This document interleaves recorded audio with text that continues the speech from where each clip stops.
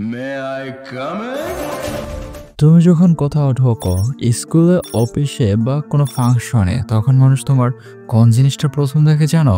তোমার মুখ, জামা না, তারা দেখে তোমার চলার স্টাইল।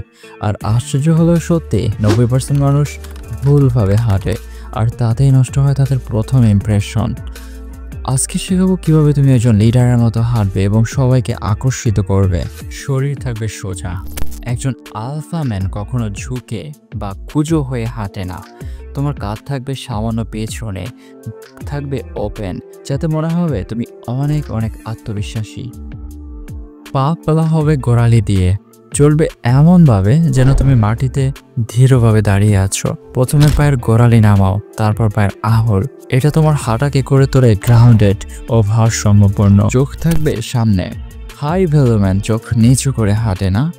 যার চোখ সামনে থাকে তাকে সবাই অনুসরণ করে। কাউকে দেখলে 2 সেকেন্ড আই কন্ট্যাক্ট রেখে হালকা হাসো, তাতেই সবাই টের পাবে তুমি নার্ভাস নও, তুমি প্রস্তুত। চলার গতি হবে নিয়ন্ত্রিত।